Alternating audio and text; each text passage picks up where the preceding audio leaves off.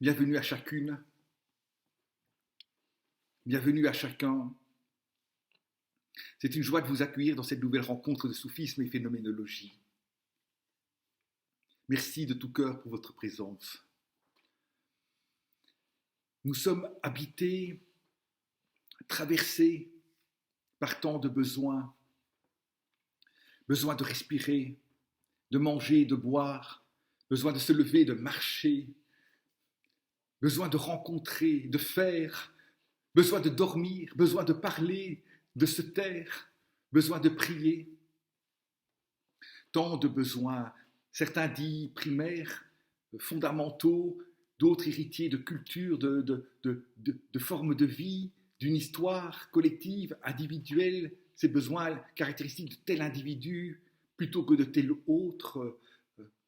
Tant de besoins nous habitent, nous traversent. Et la question se pose du sens spirituel de ces besoins, de la portée initiatique de ceux-ci. Qu'est-ce donc que ces besoins? Quel est donc leur sens du point de vue du cheminement spirituel? Et nous pourrions nous contenter, dans un premier temps, de dire qu'il n'y a précisément de chemin spirituel que dans ce travail de détachement, de relativisation de tous ces besoins qui nous habitent, nous traversent. Il nous faut bien y consentir pour vivre, et en même temps, il nous faut les habiter d'un sens autre que seulement fonctionnel. Il nous faut les accueillir dans un mouvement d'ascension de soi, dans un mouvement de libération de ce désir absolu de Dieu qui nous constitue fondamentalement. Pour chasser les besoins illusoires, entrer dans un travail de dépouillement, de détachement, dans un travail de gratitude, de louange. Nous pourrions dire tant et tant et tant encore de choses par rapport à cette nécessité spirituelle de mettre nos besoins au travail, de les habiter d'un sens autre que seulement fonctionnel. Mais dans la perspective que je désire partager avec vous, cela ne peut pas suffire. Il nous faut accueillir les besoins comme porteurs d'un sens beaucoup plus profond que ce qu'il nous faut bien vivre et pour une part dépasser. Nous sommes fondamentalement des êtres de besoin. Et nous ne pouvons véritablement nous accueillir comme des êtres de besoin qu'en cessant de vivre les besoins seulement à partir d'un manque qu'il s'agirait de combler. Comme si le besoin aspirait fondamentalement et seulement à sa disparition.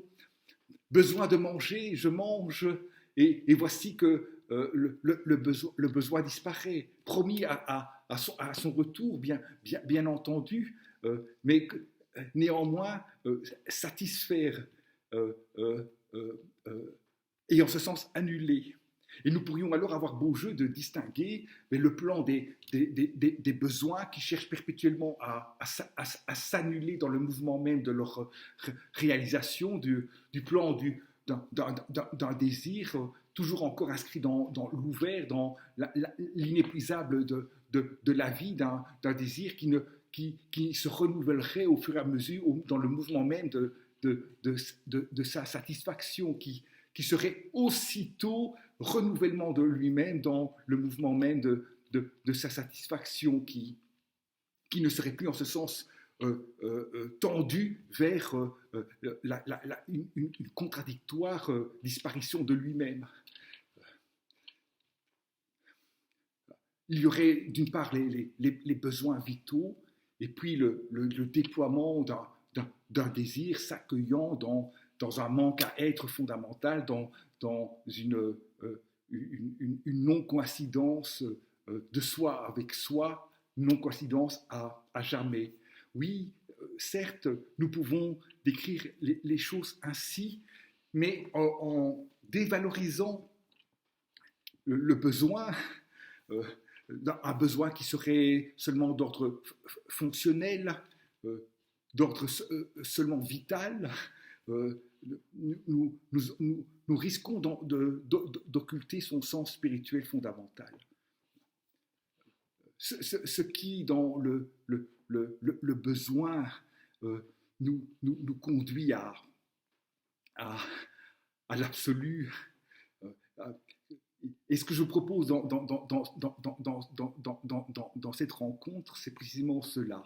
C'est tenter de déployer une interrogation qui permet d'accueillir les besoins qui nous habitent, qui nous traversent comme porteurs d'un sens initiatique.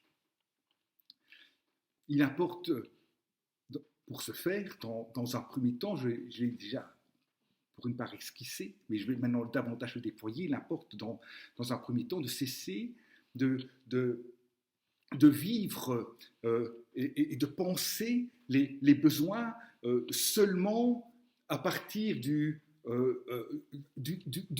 manque qui les habite.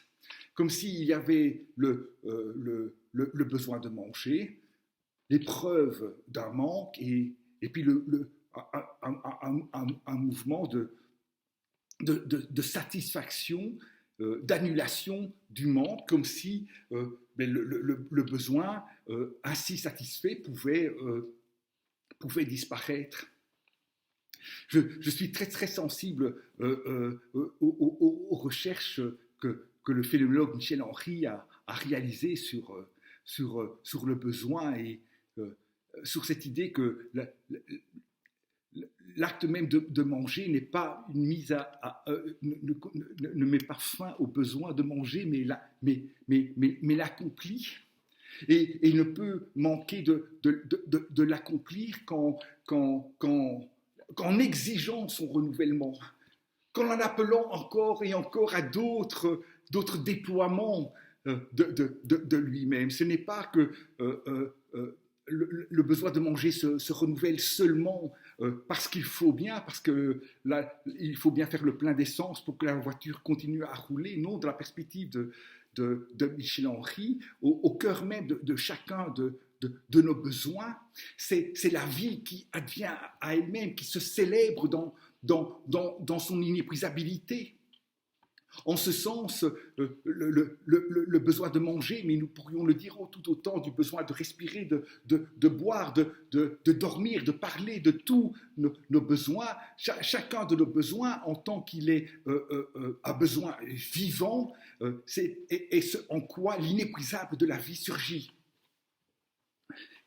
Je suis traversé par le besoin de manger, par le besoin de boire, par le besoin de dormir. Au cœur de ces besoins, il n'y a pas seulement un manque à combler pour continuer à fonctionner.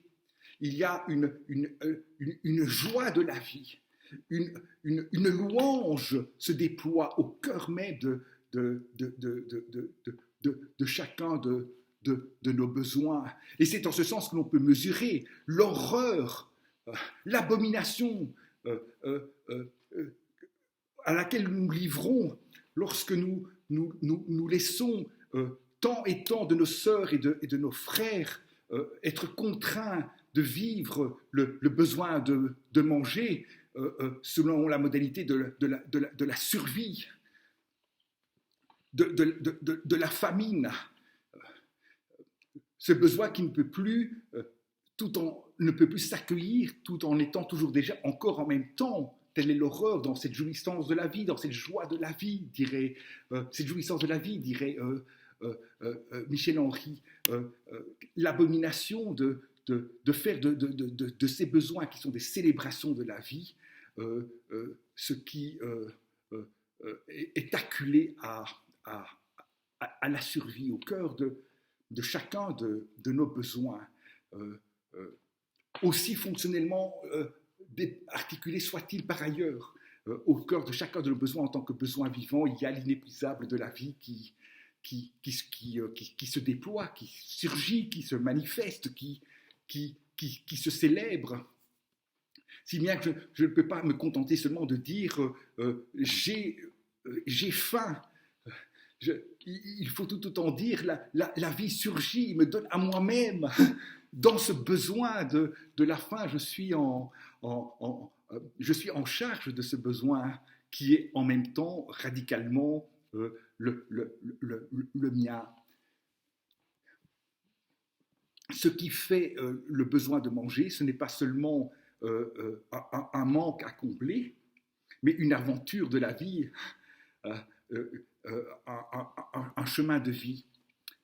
Au cœur même de chacun de nos besoins, il y a la vie qui surgit, qui se déploie. Cette thèse est d'une puissance extraordinaire et il ne peut manquer de renouveler en profondeur le sens spirituel profond de chacun de nos besoins. Ce n'est pas dans la perspective que l'on développe ici qu'il y a le besoin de manger comme une nécessité à assumer pour continuer à vivre, et puis ces autres activités qui seraient bien plus nobles et nous détacheraient pour une part de ce qu'il y a de trop viscéral dans nos existences. Manger, c'est une bénédiction. La vie surgit, se manifeste, déploie à la façon de ce besoin de manger, à la façon de ce besoin de boire, à la façon de ce besoin de respirer. Et c'est une question en ce sens fondamentale de savoir si dans nos sociétés, si dans ma propre vie, si la façon dont je mange, la façon dont je viens à la rencontre de ce besoin de manger, honore cette puissance de vie, cette puissance de célébration de la vie, cette puissance d'amour qui se déploie dans ce besoin de manger, à la façon de ce besoin de manger. Certes, en mangeant telle nourriture fondamentalement dévitalisée, j'aurai mes calories, je pourrai faire ma journée, je n'aurai plus faim, mais aurais-je mangé véritablement? Oui, j'aurais fait le plein d'essence, mais aurais-je mangé? Aurais-je rencontré cette célébration de la vie, cette puissance de vie, ce désir de vie qu'il y a au cœur même du besoin de manger? Si je devais retravailler cette problématique à partir des enseignements de la médecine traditionnelle chinoise, je pourrais dire ceci. Il y a mais ça peut se déployer à partir de tant d'autres traditions médicales, bien entendu. Je pourrais dire ceci, qu'il y a des façons de manger, de continuer sans cesse, de continuellement manger, et manger des aliments dévitalisés qui, au fond, épuisent l'organisme. Oui, je parviens à retirer de ce qui ainsi est digéré, de quoi continuer à fonctionner, mais quelle perte d'énergie, quelle dépense d'énergie nécessaire pour traiter, pour assimiler ce qui, en aucune manière, n'est à la hauteur de ce que manger veut dire, de ce qui, en aucune manière, n'est à la hauteur de ce dont le vivant que je suis a fondamentalement besoin quand il a besoin de manger. Et ce besoin de manger et cette façon-là de manger qui me permet de fonctionner comme je peux, en même temps, me dévitalise. en médecine traditionnelle chinoise, on va dire, pompe cette énergie primordiale en laquelle je surgis, pompe ma batterie des reins, dira l'acupuncteur Jean Pélissier, diminue ma puissance de vie, diminue mon espérance même de vie, la façon dont nous mangeons dans nos sociétés repues, la façon dont nous mangeons et ce que nous mangeons ne vient pas rencontrer le besoin de manger, vient davantage raccourcir l'espérance de vie que de permettre, diminue davantage l'espérance de vie plutôt que, pardonnez-moi, diminue l'espérance de vie, ne permet pas à la vie de se déployer, de gagner en énergie, en vitalité. Je peux continuer à fonctionner, mais à quel prix, à quel coût?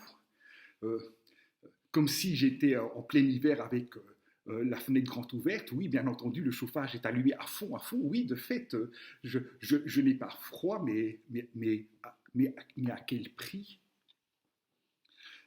Donc nos besoins, en tant que besoins donnés à eux-mêmes dans l'inépuisabilité de la vie, nos besoins sont les besoins d'une vie inépuisable. En ce sens, ils ne peuvent en aucune manière être compris comme ce qui doit être annulé, comblé. Et que mon besoin de lire, si je déploie maintenant cette description à un autre niveau, mon besoin de lire, il ne peut pas être satisfait par tel ouvrage que je suis en train de lire si je le lis sous la modalité de la consommation. Honorer le besoin de lire, c'est lire d'une façon telle que ce besoin se renouvelle, et se renouvelle en se partageant, en se vivant comme un besoin parmi d'autres possibles, comme en quoi la vie surgit, se célèbre, s'accueille, se déploie. Ce besoin de lire comme un besoin inépuisable de la vie en moi, si bien que je ne peux plus décrire ma vie comme traversée par différents besoins, pardonnez-moi, indépendants les uns des autres, indifférents les uns aux autres. La façon dont je vais habiter le besoin de manger a à voir avec la façon dont je vais habiter, me laisser traverser par le besoin de prier, par le besoin d'étudier, de rencontrer, de parler, de faire, d'aider. En chaque besoin, c'est ma vie tout entière qui se déploie, très singulièrement, inépuisablement. Au cœur du besoin, il y a un manque, le besoin est besoin de ceci, besoin de cela, mais il ne l'est que comme une célébration de la vie, comme le passage d'une vie inépuisable, si bien que le besoin ne peut venir à la rencontre de ce dont il est le besoin qu'en s'y renouvelant, qu'en s'y accueillant dans l'énigme fondamentale qu'il est. Manger, boire, c'est accueillir l'énigme de la vie qui, dans ce besoin de manger, dans ce besoin de boire, dans ce besoin de respirer, dans telle atmosphère polluée, est-ce que je suis encore en train de rencontrer ce besoin de respirer qui me traverse et qui n'est pas seulement d'ordre fonctionnel? De nouveau, en revenant aux traditions extrême orientale, mais à des points dans d'autres traditions, bien sûr, cet enseignement, cette sagesse. Il y a un art de respirer. Est-ce que nous respirons véritablement? Oui, nous respirons fonctionnellement, mais il y a un art de respirer qui laisse cette respiration devenir respiration de la vie en nous, qui nous énergétise, qui nous vitalise, qui est célébration de la vie. Donc, premier moment de notre chemin, de redécouvrir, ne cesser de découvrir, de redécouvrir chacun de nos besoins comme un passage de la vie en nous. En ce sens, cet individu qui mange moins, qui entre dans un travail ascétique, qui se détache par rapport à ce que le besoin de manger peut avoir de de trop accaparant. Il nous faut bien comprendre, dans la perspective que l'on développe ici, qu'il n'est pas en train de sortir de l'expérience de la faim, qu'il ne cherche pas à se maîtriser lui-même ou à maîtriser ce besoin en l'expulsant, pour ainsi dire, de lui-même. Au contraire, cet individu qui travaille son besoin de manger, il entre dans ce besoin de manger. Cet individu qui mange si peu ou qui mange de façon si consciente, cet individu, il mange véritablement. Il ne mange pas comme je peux être amené à manger lorsque je suis glouton et que je cherche au fond à ne pas accueillir le besoin de manger qui m'habite, qui me traverse, comme s'il fallait aussitôt dépasser le besoin, ne pas l'accueillir dans son pâtir même. Mais il nous faut précisément déjouer cette fausse opposition, où il y aurait d'une part le pâtir d'un manque et puis la satisfaction de ce manque. Non, cet individu en travail est amené à vivre l'acte de manger, disais-je, je le reprends à un autre niveau de profondeur, à vivre l'acte de manger non pas comme ce qui vient annuler le besoin de manger, mais comme ce qui vient l'accueillir, lui permettre de se déployer. Cette satisfaction du besoin, qui est accomplissement du besoin, non pas comme la fin du besoin, mais comme son éclosion. Et il nous faut vivre en ce sens, spirituellement, chacun de nos besoins comme une naissance de la vie en nous, une célébration de la vie en nous. Se précipiter sur l'objet du besoin, en ce sens, ce n'est pas être dans le besoin, c'est chercher à maîtriser le besoin. C'est chercher, pardonnez-moi, à sortir du besoin. C'est en ce sens qu'il y a une façon de vivre le chemin spirituel comme un chemin de maîtrise, de détachement. Il y a une façon de le vivre, entendez-moi bien, mais qui annule la merveille du besoin, la nécessité du besoin. Je dis la nécessité du besoin, car maintenant j'entre dans un deuxième moment de notre rencontre, dans la mesure où nous pourrions nous décrire fondamentalement comme des êtres de besoin. Fondamentalement. C'est en ce sens qu'on peut reprendre toutes ces affirmations dans la tradition du soufisme, mais dans d'autres traditions, dans tant d'autres traditions, cette affirmation fondamentale que nous, les êtres humains, nous sommes pauvres absolument. Nous sommes indigents absolument par rapport à Dieu. Il nous faut entendre cette affirmation qui fait de nous qui fait de nous des êtres d'absolu besoin. Besoin tel que, pour reprendre une expression de Nigril, lors d'une rencontre mémorable à Louvain-la-Neuve dernièrement sur le cheminement spirituel chez Ibn Arabi, une rencontre qui faisait suite à la défense de thèse de Grégory Van Damme sur la question de la perplexité, chez Ibn Arabi, une défense merveilleuse de Nigril qui commentait le chapitre 162 des Foutuat de Ibn Arabi, et qui, je le reprends librement ici, je ne l'engage en aucune manière, bien entendu, mais qui mettait en évidence ceci: dans le chemin spirituel, nous ne pouvons manquer de nous accueillir comme pauvres, absolument dépouillés en ce sens de tout, ne sachant même plus en ce sens, dans ce dépouillement radical, ce dont nous avons besoin. Nous surgissons comme ce pur dépouillement, cette pure attente sans attente, cette pure ouverture, cette pure disponibilité. à ce qui nous est donné comme nourriture. Car dans l'épreuve du besoin, telle que nous la déployons ici, il s'agit bien de vivre, il s'agit bien dans le besoin, pardonnez-moi, il s'agit dans le besoin d'être ouvert à cela qui, vitalement, nous nourrit, mais à ce qui vient nous nourrir, à ce qui nous est absolument nécessaire. L'épreuve du besoin, c'est l'épreuve d'une dépendance fondamentale. D'une dépendance fondamentale par rapport à cela seul qui peut nous nourrir, nous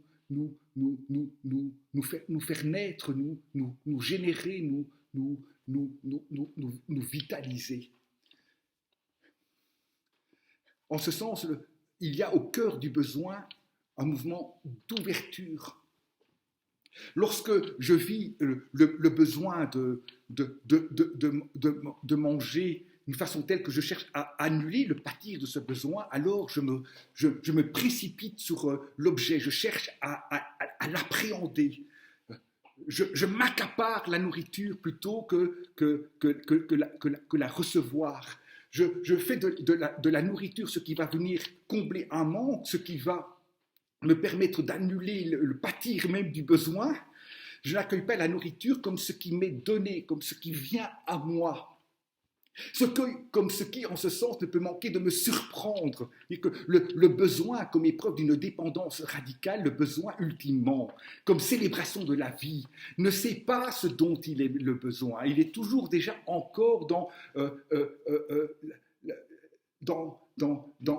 une attente indéterminée. Il ne peut pas fixer ultimement ce dont il est le besoin. Le besoin comme célébration de la vie est un besoin, en ce sens, à jamais énigmatique, un besoin radicalement ouvert à cela qui surgit incessant événement, ce qui vient le nourrir, mais le nourrir en le renouvellant, en le renouvelant,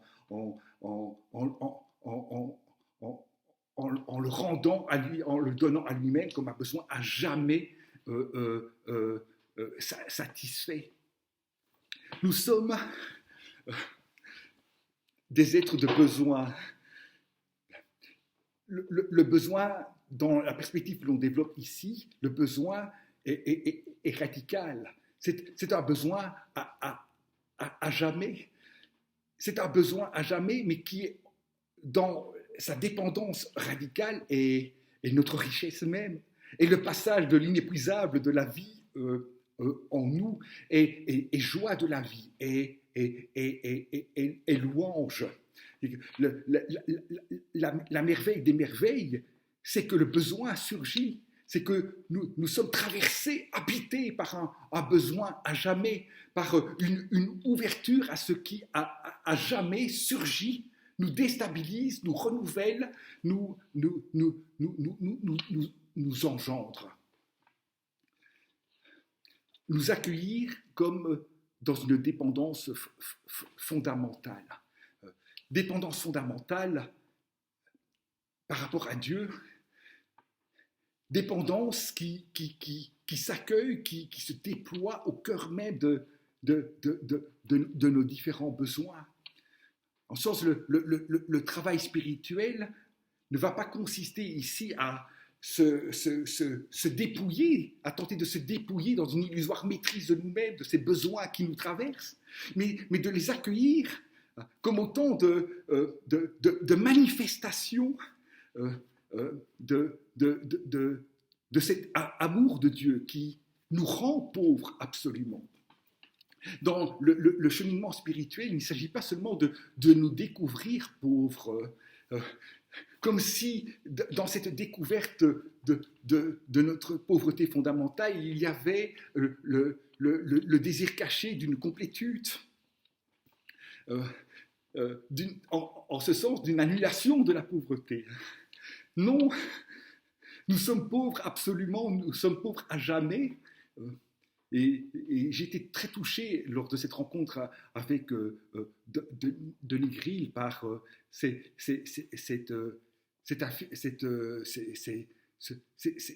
ces réflexions qu'il faisait sur le fait que Dieu ne nous dit pas dans tel ou tel passage des textes révélés que nous sommes des êtres pauvres. Il nous dit « Soyez pauvres ». Devenez pauvre, je vous appelle à devenir pauvre, vous l'êtes mais devenez-le comme votre condition ultime, il n'y a rien d'autre que cela, soyez pauvre, pauvre absolument. Et cette pauvreté, il nous faut la saisir dans ce qu'elle a de radical. Ce n'est pas que je suis et qu'il me manque un quelque chose qui illusoirement pourrait me compléter. Non, je surgis comme l'énigme radicale de moi-même. Et toute chose, dans la perspective que nous déployons ici, y compris la montagne de Cézanne, surgit dans une pauvreté absolue. Oui, la montagne de Cézanne ne peut être réelle que dans le pâtir même. Elle ne surgit comme montagne, elle n'est présente qu'à partir de ce qui en elle est impossible, qu'à partir de ce qui en elle est énigmatique. L'expérience de la pauvreté dans la perspective que nous développons ici, elle ne consiste pas seulement dans le fait que nous ne sommes pas créateurs de nous-mêmes, comme si il y avait des montagnes possibles et puis que ces montagnes surgissaient dans l'existence par un acte de création, mais en fait qui serait alors assimilé à un acte de production, comme s'il y avait des montagnes toutes possibles, et puis la venue dans l'existence de tel ou tel exemplaire d'une montagne toute possible. Non. S'il y a création, au sens fort, cette création ne peut être que création de montagnes énigmatiques, impossibles, traversées par l'inépuisable, par un excès immaîtrisable, mais qui néanmoins est enduré. Et Dieu dit à cette montagne, sois. Et elle est, non pas soit l'exemplaire d'une montagne toute possible, mais soit l'énigme à jamais que tu es. En ce sens, la montagne surgit à partir de son vide intérieur, à partir de ce qui en elle est à jamais à venir. La montagne, dit Merleau-Ponty, est inachevée, radicalement inachevée, non pas seulement parce que je n'aurais jamais fini de faire le tour de la montagne, mais parce que la montagne ne peut surgir comme montagne qu'à la façon d'une énigme absolue. Et il en va éminemment de chacune et de chacun d'entre nous. Nous ne pouvons surgir que comme les énigmes radicales de nous-mêmes. Ce n'est pas que nous sommes des humains possibles, ce n'est pas que nous sommes chacun des exemplaires d'un humain possible, c'est que nous surgissons comme une pauvreté absolue, comme une énigme absolue, comme à jamais à venir. Mais ce qui en nous est énigme, ce qui en nous est impossible, ce qui en nous est traversé par l'inépuisable, ce qui en nous est énigme, néanmoins surgit. Dans cette parole d'amour qui nous dit « sois l'énigme que tu es ». En ce sens, je ne peux surgir, je ne peux advenir que comme pauvreté absolue. Je ne suis même pas propriétaire de moi en tant que possible. Je ne surgis que comme ma propre impossibilité. Lorsque Cézanne accueille sa victoire, dans sa présence, dans la richesse de sa présence, il accueille en même temps une montagne absolument pauvre, absolument dénuée de sa toute possibilité, une montagne qui n'est même plus propriétaire de ce que être une montagne veut dire. Il n'y a de création que de ce qui est pauvre absolument. Il n'y a rien de réel qui ne soit pas toujours encore impossible. Mais cette impossibilité, elle surgit, elle est endurée dans une parole d'amour, dans cette parole qui dit sois l'énigme que tu es. Et nous retrouvons, ce faisant, la problématique des besoins qui nous habitent, des besoins qui nous traversent, de ces besoins qui sont autant d'énigmes en nous, ce besoin de percevoir, ce besoin d'entendre, ce besoin de musique, autant d'énigmes en nous, autant d'ouverture à cela qui nous est donné dans l'amour, Ce n'est pas que je vais au concert pour consommer la musique, c'est que je suis habité par ce besoin et il s'agit de l'accueillir, ce besoin, comme un don qui m'est fait. Il s'agit en ce sens de devenir responsable de ce besoin, de prendre soin de ce besoin, de venir à la musique comme ce qui vient nourrir l'énigme même, comme ce qui vient renouveler l'énigme de ce qu'entendre, écouter veut dire. Laisser les besoins devenir spirituels, c'est les accueillir comme autant de passages de l'inépuisable de la vie, comme autant, en ce sens, de manifestations de Dieu. Je suis habité, traversé par des besoins qu'il s'agit en ce sens de vivre. Je suis profondément redevable d'une conversation avec Moreno Giannini, que je n'engage pas par mes propos, bien entendu, pour cette question. Il s'agit d'accueillir chacun des besoins qui m'habitent comme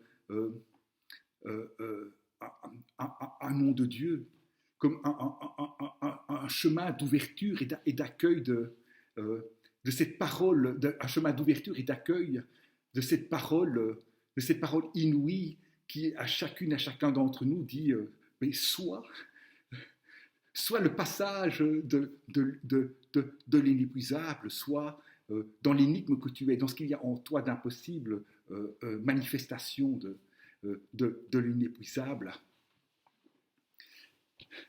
Comme ne cesse de le dire le philosophe Jean-Louis Chrétien, qui travaille en phénoménologue à partir du christianisme, mais cela vaut fondamentalement pour la tradition spirituelle du soufisme et tant d'autres, ce qui apparente en profondeur l'être humain à Dieu qui est au-delà de toute forme, ce qui fait de nous image et ressemblance de Dieu. C'est ce qui en nous est pauvre absolument, ce qui en nous n'est pas propriétaire de sa petite forme, ce qui en nous est fondamentalement sans désorienté, ouvert, énigmatique.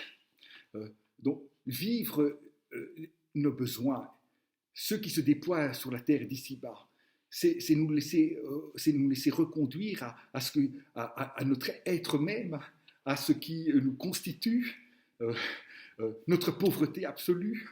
Nous ne pouvons surgir dans le réel, comme toute chose, mais éminemment dans l'aventure humaine, nous ne pouvons surgir que comme pauvres absolument, que comme énigme, comme dépendance fondamentale par rapport à cette parole qui nous dit soi, qui est notre nourriture même. En sens accueillir toute chose, accueillir cette pomme comme porteuse de cette parole, comme venant à notre rencontre, comme nous permettant de nous accueillir dans cette dépendance fondamentale qui nous constitue. Éloge du besoin, éloge de la dépendance, critique en ce sens de tous ces besoins illusoires qui sont autant de façons de fuir ce qui fait de nous des êtres en radicale dépendance, pauvres absolument, ne pouvant surgir que dans cette parole d'amour qui fait de notre pauvreté absolue notre réalité même. Le passage de l'inépuisable, qui fait de notre indigence fondamentale, radicale, le déploiement d'une richesse inépuisable en nous.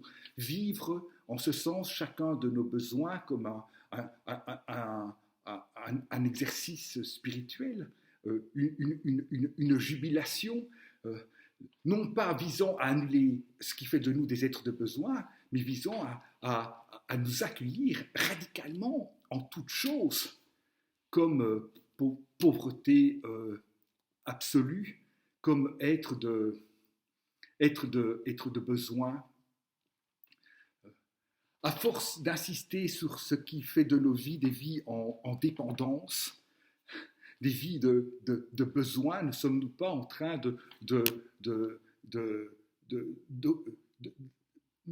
nous rendons-nous, pardonnez-moi, capables de faire droit à ce qui de nos vies et échappe aux différents conditionnements dans lesquels nous sommes inscrits. Et la réponse que je propose de déployer ici est précisément ceci, ce qui fait de nous des êtres irréductibles à toute forme d'enfermement, à ce regard de l'autre qui me dit « mais je sais quel est ton besoin ». Irréductible à ce dispositif de société qui nous dit « nous allons satisfaire vos besoins ».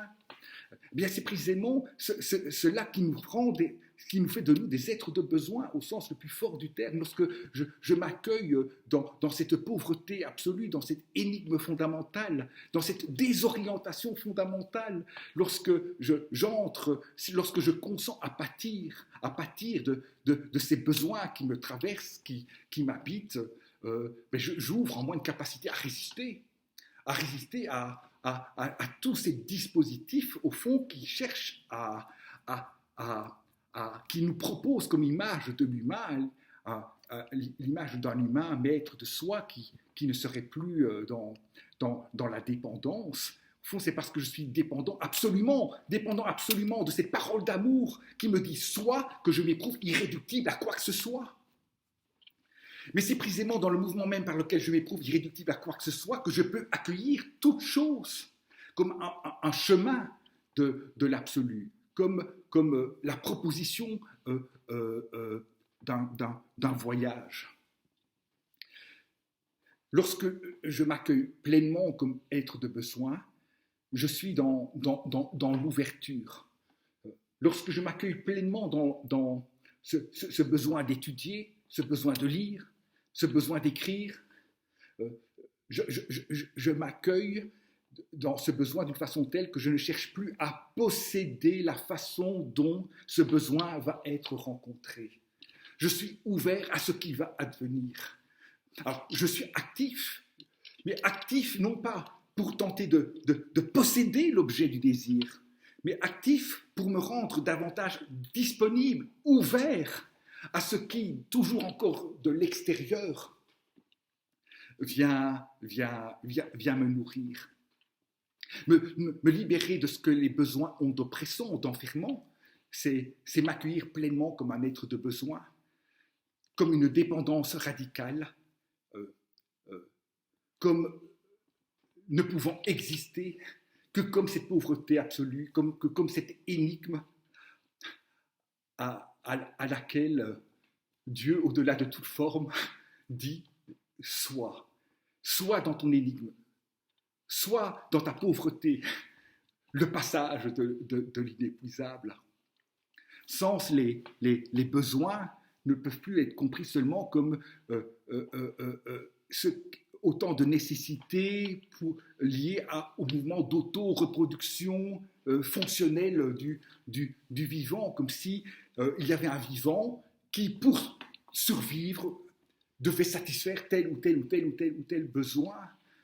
Non, au commencement, ici, il n'y a pas un vivant installé dans sa possibilité et puis qui doit assumer différents besoins.